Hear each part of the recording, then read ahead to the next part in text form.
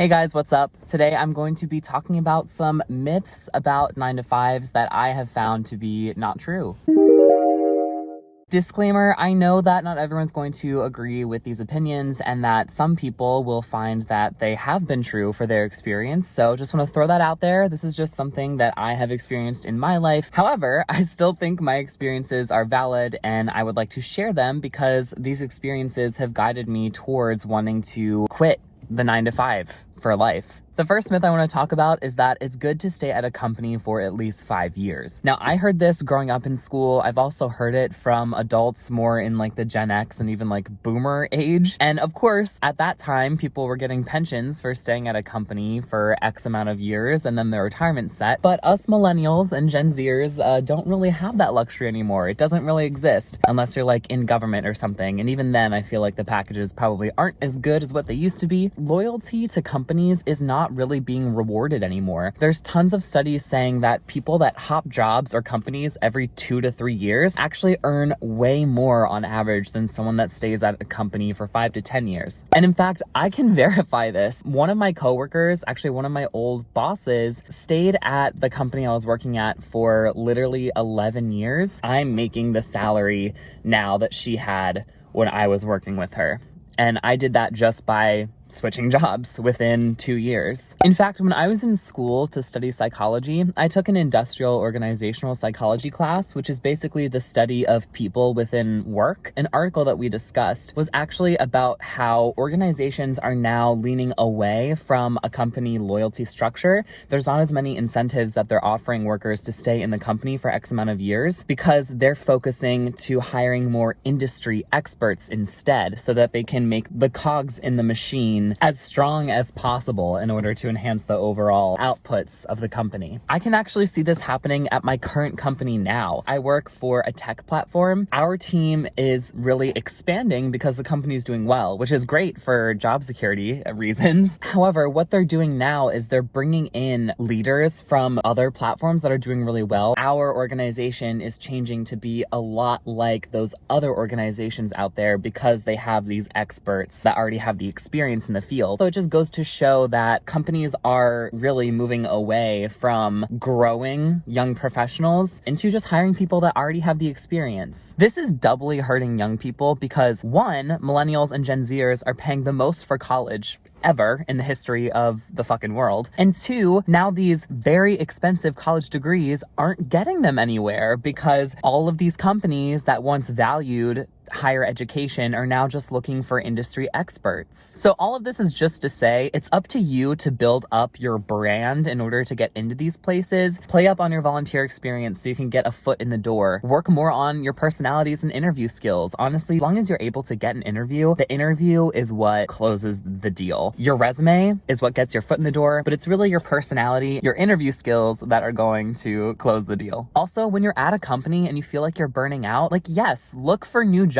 Don't feel guilty about leaving the company or leaving the company hanging. If you don't feel satisfied at your job, always be on the lookout to better yourself. Don't get swept into company loyalty. You're going to be able to get yourself a lot farther ahead in the game if you do actually job switch. And get over the fear of looking like a job hopper because again, it's your interview skills that are going to get you that next position. If they ask you about why you've been hopping around jobs so much, make it not about the money and make it about the opportunity. Just say that you felt stunted, there was not a lot of room for growth in that position, yada, yada, yada. The second myth that I want to talk about is about the corporate ladder and climbing the corporate ladder. The myth is that that is earned and it's a meritocracy. Your ability to advance in a corporate setting is not just dependent on your performance, it's dependent upon the company's performance as a whole. Do they have enough revenue to be able to actually give you an increase in position and in finances? I can tell you right now that if the company's not doing so hot, that's 100% not going to happen. In addition to that, if we go back to what we were talking about, it's really your personality and your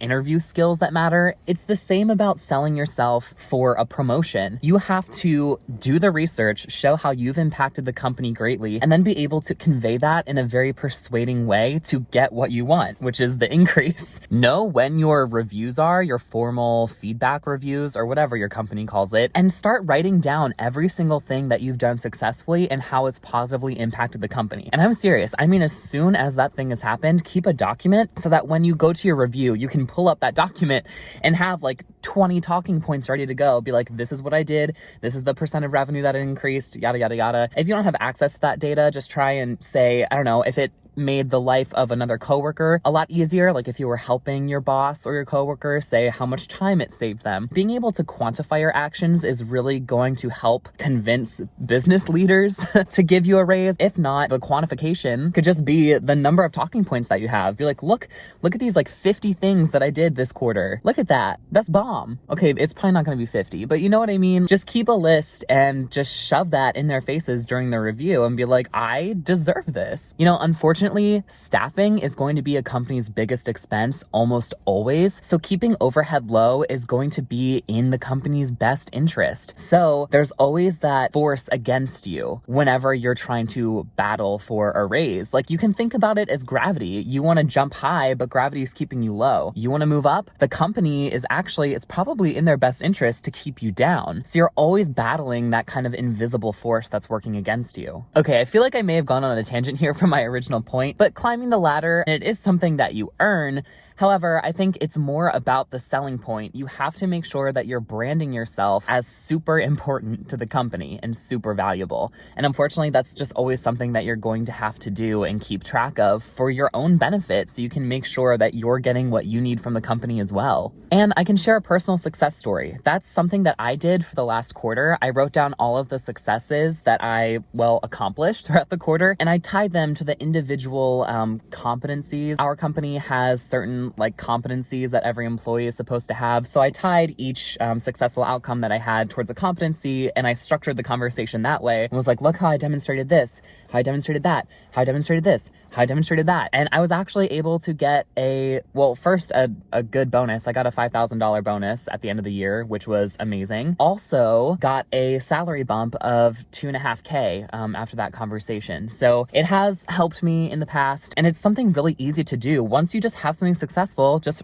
keep a success document, just call it success, and write down everything in that quarter that has gone well for you. All right, and the last myth that I want to bust about this 9-to-5 corporate hoopla world that most of us are living in is that they're more stable than other types of jobs. This is the financial YouTube space. I'm sure that you guys have seen Millennial Money, the CNBC series that they do about millennials that are making it in today's world. Well, there was one episode that they did of a nanny who makes $180K. Bruh, $180K a year from nannying. That's insane. I know that that's a very odd instance, but I just wanted to say that she's pretty much set for life. I mean, as long as she doesn't kill one of the kids or something crazy, but she's set for life because she got in with this, rich family, and she does a really good job with their kids. So she's literally just set for life. They're not looking for another nanny, and she gets $180K a year. It's stable because the family trusts her, and it's not a 9-to-5. I just mean she doesn't have to deal with the corporate politics and always proving yourself type thing, and she makes triple my salary. Triple. Not to mention, she doesn't have to worry about turnover and whether the company is going to succeed or not. I guess she might have to worry if that rich family goes bankrupt or something. But with making as much as she does, I think she mentioned this in the video, but she would probably only have to work a couple years if she did a no spend year, or just 2 to 3 no spend years and banked 150 out of the 180K that she's making. 3 years she could invest 100K in the stock market. She could probably quit that job and just start pursuing other interests. She could pick up a part-time job, live off that income and her part-time income, and then pursue whatever interests that she wants, whatever creative interests that she has, and hopefully learn how to monetize those to make her side hustle her reality.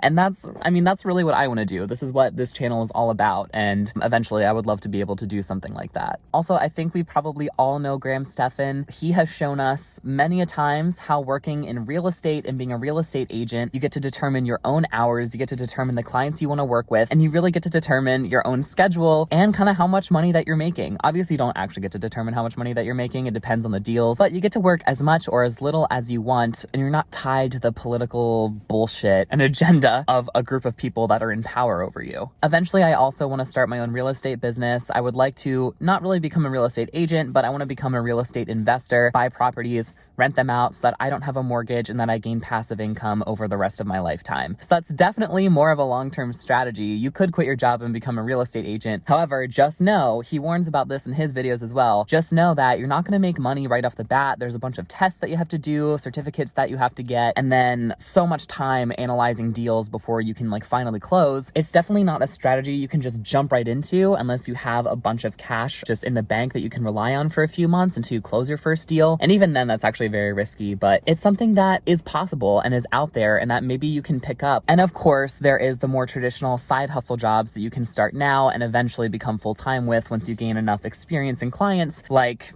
a freelance social media marketer. You can handle a company's Instagram, Facebook, well, online presence in general. You could also be a graphic designer if you have experience in Photoshop, Illustrator. Maybe you could make a company's videos, YouTube, I don't know. This is all just to say that there are a bunch of jobs out there that you can actually have the control over. All right, guys, that wraps up the video. Thank you for listening to me ramble. If you've made it this far and you've connected with anything that I've mentioned, please give this a thumbs up, like the video, and leave a comment. What did you think about any of these topics? Do you agree with me? Do you disagree? Have you had an experience that contradicts mine? Or are you like, hell yeah, let's get out of this 9-to-5 life, it forkin' sucks? Just let me know in the comments and I'll be very happy to continue the conversation. All right, I hope you guys have a lovely rest of your day or night or whatever when you're experiencing this video. Bye!